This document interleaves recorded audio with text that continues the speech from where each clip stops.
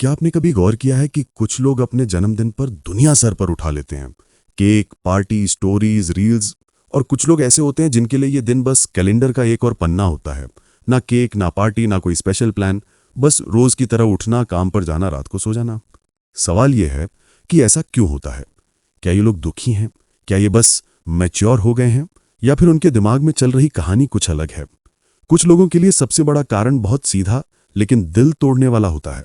उन्होंने कभी खुद को सच में सेलिब्रेट होते हुए महसूस ही नहीं किया।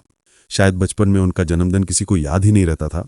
कभी माता पिता व्यस्त रहे, कभी दोस्तों को फर्क नहीं पड़ा, कभी स्कूल में किसी ने हैप्पी बर्थडे तक नहीं कहा।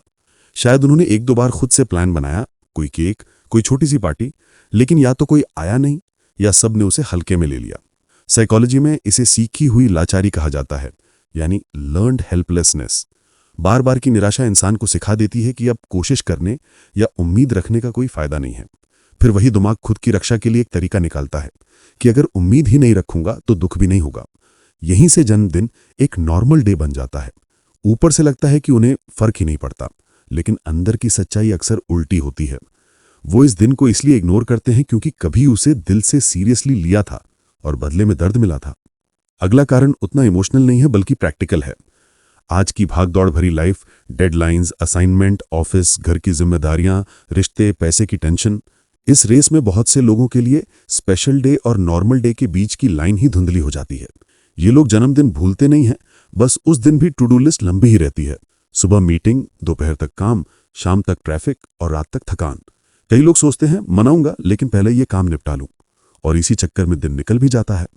इसको एक तरह की टाइम ब्लाइंडनेस कहा जा सकता है, जब दिमाग इतनी चीजें संभाल रहा होता है कि तारीखें सिर्फ नंबर बन जाती हैं, इमोशन नहीं।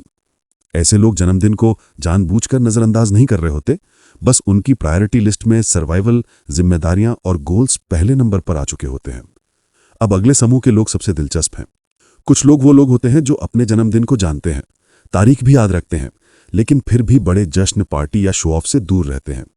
उनके लिए ये दिन कोई ड्रामा पॉइंट नहीं, बस सेल्फ रिफ्लेक्शन का मौका होता है।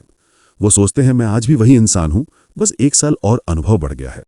यहां बात ना अकेलेपन की है ना बिजी होने की, ये है इमोशनल फ्रीडम की, यानी अपनी वैल्यू खुद से लेना, ना कि बाहर की तालियों, गिफ्ट्स या सोशल मीडिया की लाइक से। साइकोलॉजी के कई रिसर्च बताते हैं कि जो लोग अपनी खुशी को बाहरी चीजों पर टिका देते हैं, जैसे पार्टी, स्टेटस, अटेंशन, वो अक्सर बहुत इमोशनल होते हैं, क्योंकि उनकी फीलिंग्स पर उनका कंट्रोल नहीं रहता। उस पर कंट्रोल बाहरी लोगों का होता है कि वे करेंगे या नहीं करेंगे।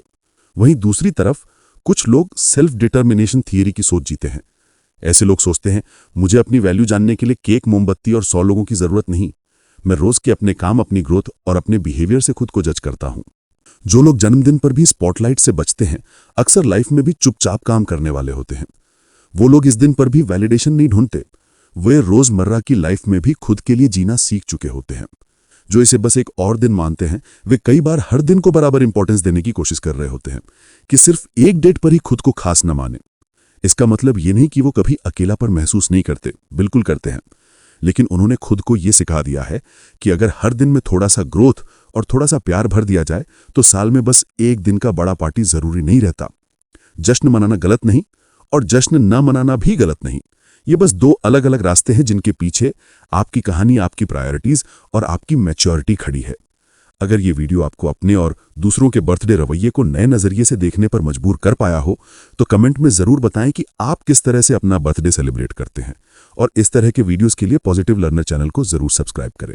मिलते हैं एक और अगले इंटरेस्टिंग वीडियोस में।